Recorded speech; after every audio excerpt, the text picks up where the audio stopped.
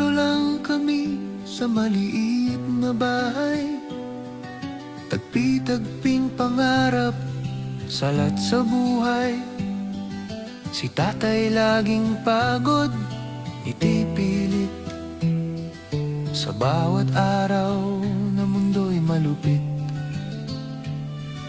Isang gabi, paghinga niya'y tinapos. Sa ilaw ng ospital, kami lumuhod. Humingi ng tulong, mangutang kahit kanino. Pero pinto'y sarado, pinagkaitan ng tao. Bata pa lang ako'y natutong masaktan, nagising sa paniwalang kahirapan, pasakit sa mundo.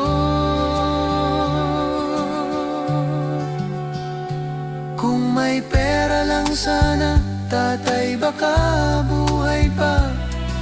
Mga kapitbahay at kakilala, tumalikod sila. Doon nagsimula hinanakit galit sa dibdib. Sa mundong mapanuri, pera ang hari.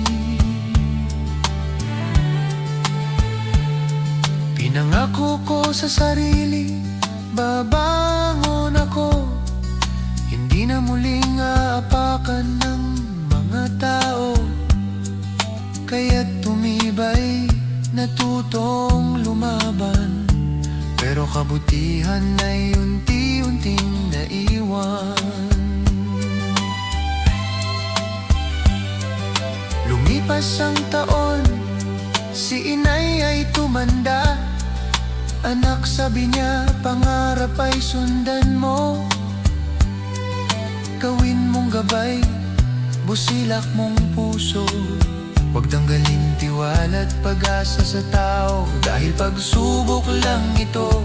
Iniwan ko ang lugar namin na puno ng pighati. Sumubok sa bukas sa lungsod na walang katiyakan. Sa tiyaga at luha, pangarap unti-unting itinayo. Isang maliit na negosyo na naipundar ko. Ngunit habang tumataas ang aking estado,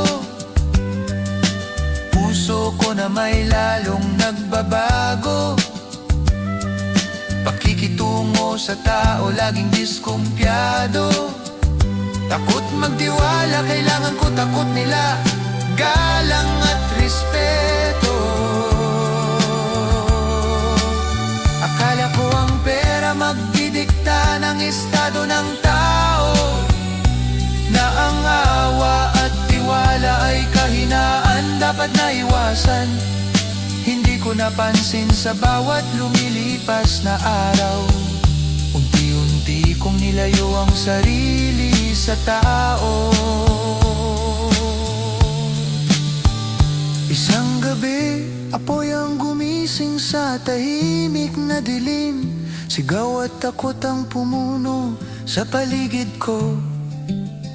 Narinig ko si inay sa loob ng kwarto sumisigaw.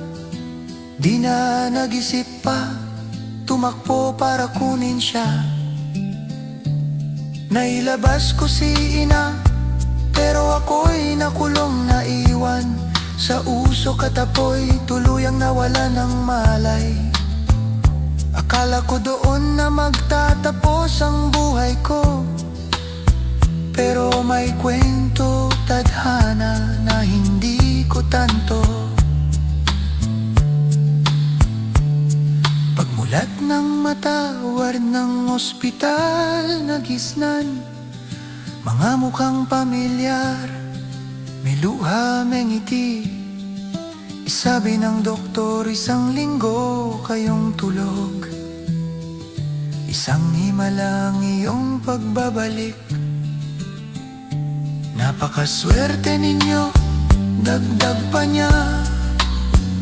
Mga empleyado nyo nagsakripisyo. Iba'y sugatan pa para lang iligtas kayo.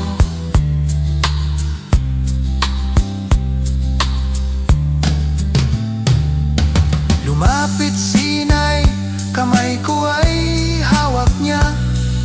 Anak, sabi niya, salamat at buhay ka. Dahil sa kanila may mga bulong sa gilid, mahina pero totoo. Pagaling po kayo, sir, miss na namin kayo. Doon ko naramdaman ang bigat ng dibdib, mga luha na matagal kong itinago. Sa kabila ng pasakit na pinadama sa kanila, may respeto at pagmamahal ako sa puso nila.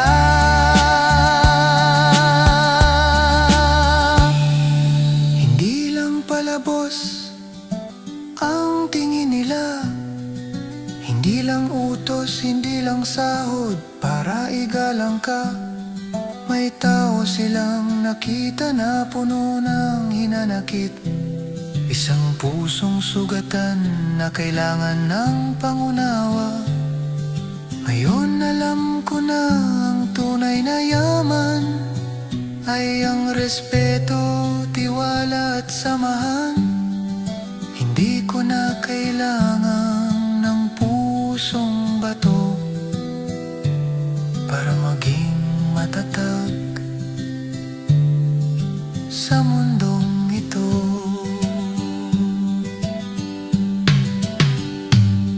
Ngumiti si inay sa sandaling iyon, dahil napagtanto niya bumalik na ang bata noon, na may busilak na puso na kilala niya noon.